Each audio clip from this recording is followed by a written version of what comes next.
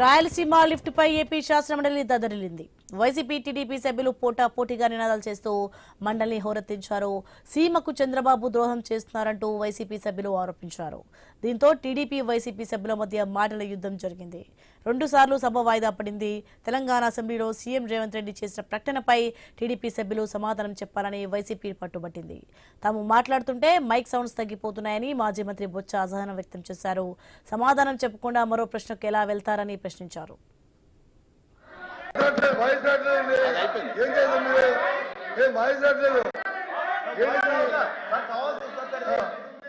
రేవంత్ రెడ్డి గారు తెలంగాణ ముఖ్యమంత్రి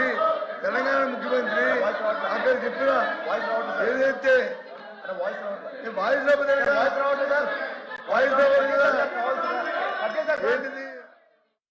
ఏదైతే ప్రధానం, ఎందుకంటే రాష్ట్రంలో అందరికి కావాల్సింది ఈ విషయం, అంతేగాని రాజకీయ అవసరాల కోసం కాదు.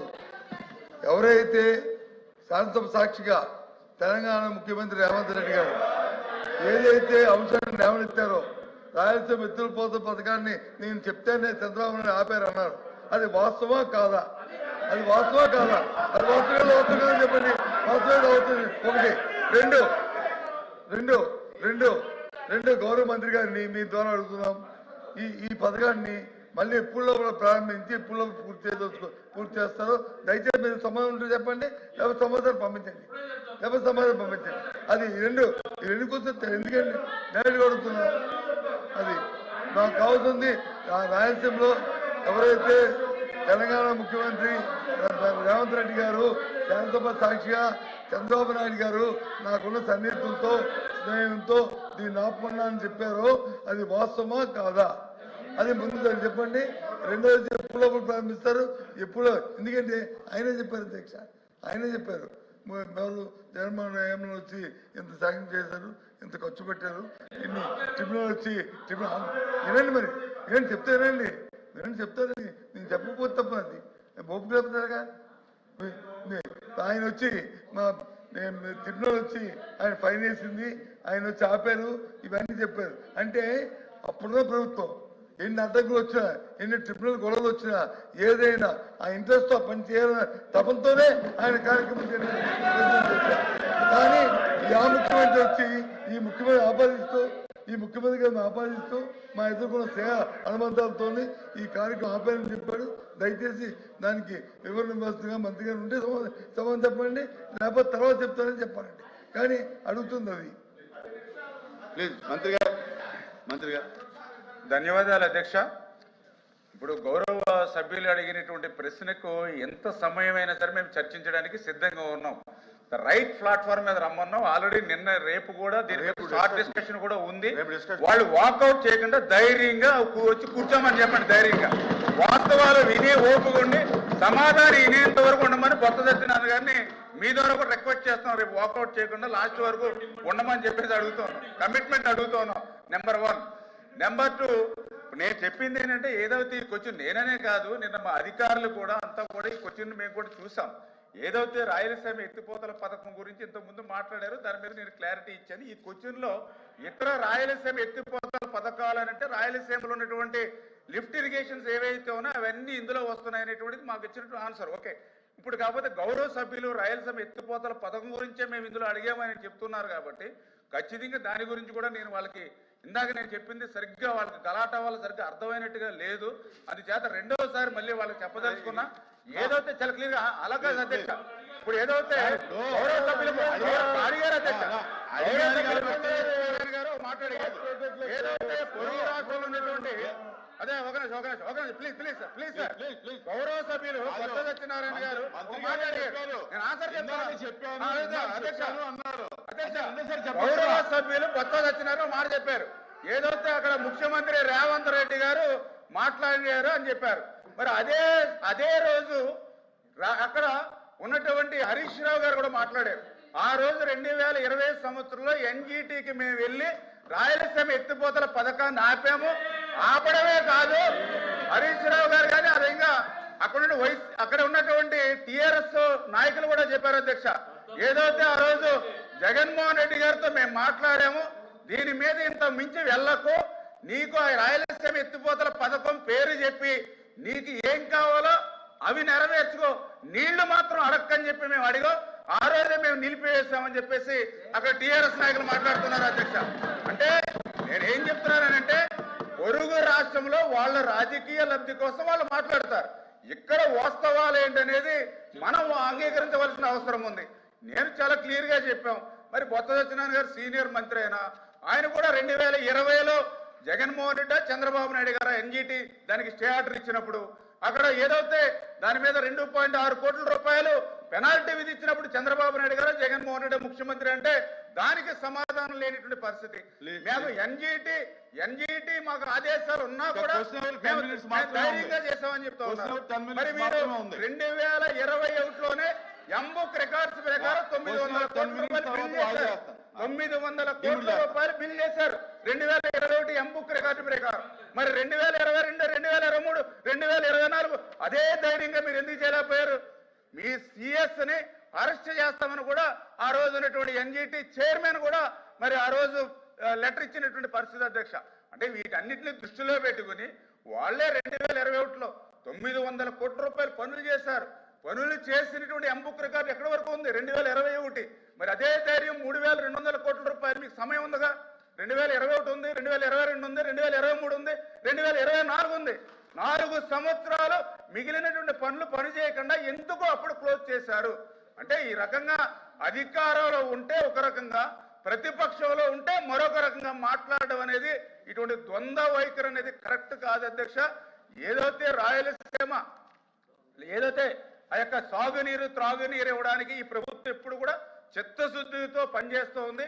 అందులో భాగంగానే ఏదైతే ఇప్పుడు జిఎన్ఎస్ఎస్ మరి సంబంధించినటువంటి ఏదైతే గౌరవ సభ్యులు అడిగారో ఆ జిఎన్ఎస్ఎస్ సంబంధించి కూడా మరి బనకచెర్ల టు గోరకల్లు, అదేవిధంగా గోరకల్లు టు అవుకు, ఇవన్నీ కూడా అవుకు టు గండికోట, ఇవన్నీ కూడా మేము ఈరోజు 80,000 క్యూసిక్ల నీరు సామర్థ్యం తీసుకెళ్లేటువంటి విధంగా ఈవేళ వైండింగ్ కానీ అదేవిధంగా లైనింగ్ పనులు కూడా ఈరోజు జరుగుతున్నటువంటి అధ్యక్ష.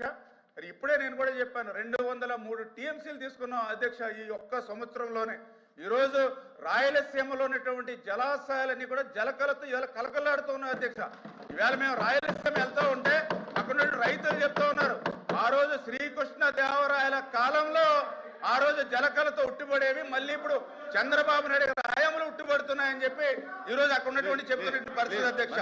అదేవిధంగా ఏదైతే మెయిన్ కెనాల్ ఏదైతే ఉందో అంటే ఈ పనులన్నీ కూడా ఈవేళ ఈ యొక్క చంద్రబాబు నాయుడు గారు కూటమి ప్రభుత్వ అధికారంలోకి వచ్చిన తర్వాత ఈ పనులన్నీ జరుగుతున్నాయి అధ్యక్ష. నేను అడుగుతున్నా సూటిగా, ఆ రోజు 2014, 2019లో రాయలసీమకు మేము 12,000 కోట్ల బడ్జెట్ పెడితే 19-24 2,000 కోట్ల అధ్యక్ష. ఈ రోజు చెప్తూ ఉన్నారు. మరి దయ ఉంచి గౌరవ సభ్యులు కూడా మీరు చెప్పిందంతా కూడా మేము విన్నాం. మేం చెప్పింది కూడా మీరు వినడానికి కూడా మీకు ఓపిక ఉండాలి.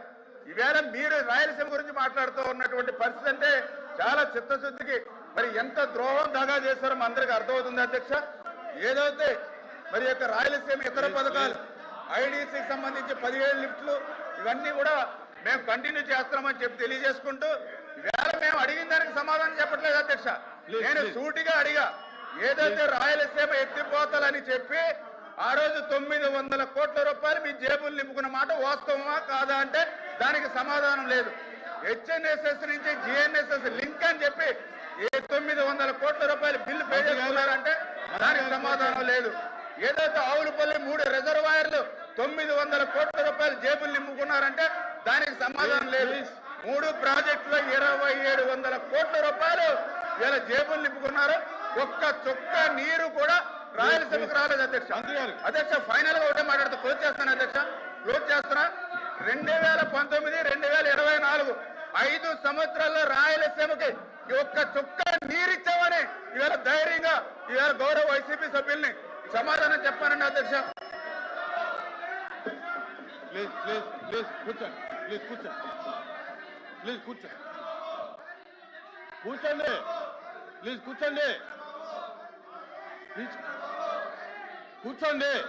కూర్చోండి ఎల్ఓపి గారు అధ్యక్ష ప్లీజ్ కూర్చోండి. ప్లీజ్ కూర్చోండి. మీరు మంత్రి గారు ఆపండి. మంత్రి గారు ఇంతసేపు నేను అడిగింది సూటిగా ఒకే ఒక ప్రశ్న.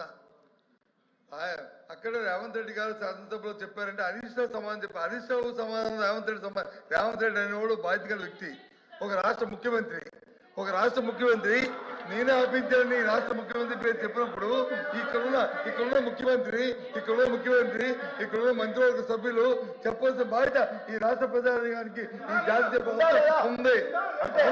దాన్ని విస్తరించి వాళ్ళ మీద రాజగోపాల్ చెప్తారంటే అధ్యక్ష, అధ్యక్ష అంటే మీ ఉద్దేశం మీరు ద్వంద్వ వైఖరి ఈ రాజ్యం గురించి మీరు రావడం మీకు ఇష్టం లేదు, మీరు ఎడారిగా మాట్లాడలేదు మీ ఉద్దేశం. ఆ ముఖ్యమంత్రి వచ్చి డెలిబరేట్ గా చెప్తే కాదు ఇది వాస్తవం కాదు ఇది కాదు అని చెప్పడానికి ఏం చెప్పండి అధ్యక్ష, మీకున్న అలసట అధ్యక్ష, మీకున్న ఏంటి అధ్యక్ష అర్థం అవ్వట్లేదు, ఎందుకు చెప్పట్లేదు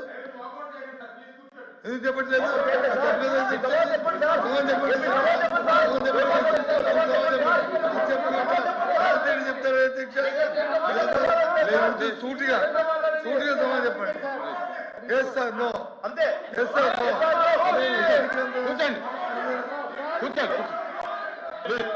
కూర్చోండి సార్, ప్లీజ్ కూర్చోండి. వాకౌట్ చేయకండి ప్లీజ్ కూర్చోండి సార్, వాకౌట్ చేయకండి. ఏదైతే ఈవేళ సార్ ఇప్పుడు వాళ్ళు అడిగిన దానికే నేను సమాధానం చెప్తూ ఉన్నా. ఈవేళ పొరుగు రాష్ట్రానికి సంబంధించినటువంటి ముఖ్యమంత్రి పేరు ఎవరు తీసుకొచ్చారు అధ్యక్ష? గౌరవ సభ్యులు వైఎస్ఆర్సీపీ సభ్యులు తీసుకొచ్చారు. దానికే నేను సమాధానం చెప్పా.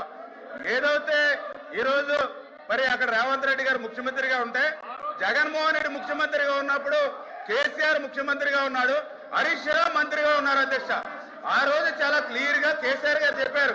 అందులో పర్టికులర్ గా మన రాయలసీమ ఆ రోజునటువంటి మన మంత్రి ఇంటికి వచ్చి భోజనం చేసి ఆ రోజు ఆయన చెప్పారు అధ్యక్ష, ఏదైతే చాలా క్లియర్ గా రాయలసీమ వెనుకబాటుతనం పోవాలని అంటే గోదావరి జలాలు రావాలని చెప్పి కేసీఆర్ గారు కూడా ఆ రోజునటువంటి రోజా మంత్రి గారు ఇంటి దగ్గర చెప్పినటువంటి పరిస్థితి అధ్యక్ష.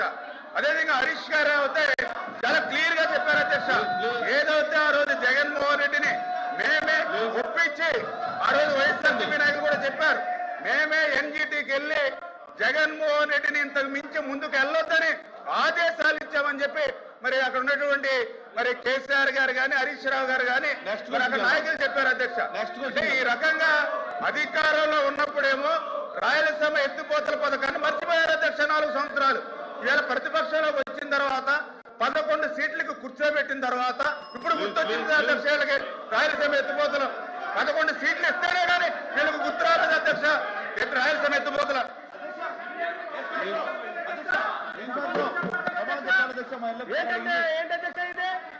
నెక్స్ట్ క్వశ్చన్ వెళ్దాం.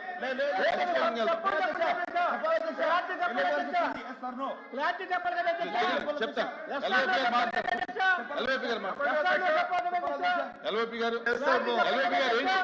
కూర్చోమని ఎస్ సార్ చెప్పానండి, మాకు ఇవ్వండి అధ్యక్ష. మేము సూటుగా అడుగుతున్నాం. రాయలసీమ ఏదైతే తెలంగాణ ముఖ్యమంత్రికి సభలో చెప్పాడో ఆ ముఖ్యమంత్రి మేము హరీష్ రావు చెప్పిన దానికి హరీష్ రావు మేము ఖండిస్తున్నాం కాదని అంటున్నాం. మీరు కూడా అది చెప్పండి, ఆ మాటని మేము చెప్తున్నాం, ఖండిస్తున్నాం. చెప్పింది రాజకీయ అర్థం కోసం చెప్పారు, అది వాస్తవం కూర్చోండి చెప్తున్నాం. ఆ విషయం ఎందుకు చెప్పలేదు? అది కాదు అధ్యక్ష, చెప్పాలి అధ్యక్ష, రాజగోపాల్ చెప్పడం కాదు, ఎవరు కాదు. రోజు అయిపోయింది, కూర్చో. నెక్స్ట్ క్వశ్చన్కి వెళ్దాం సార్. ఇంకా లేదు సార్.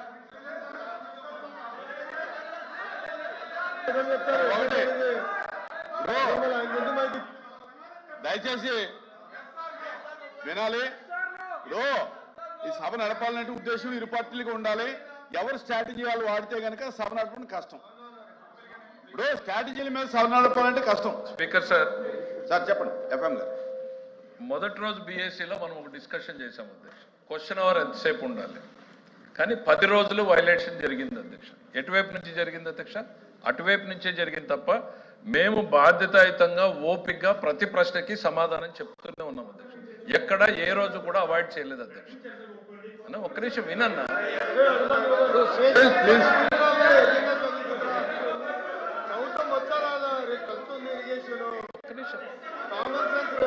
సరే మాట్లాడుకోండి, మీరు చైర్మన్.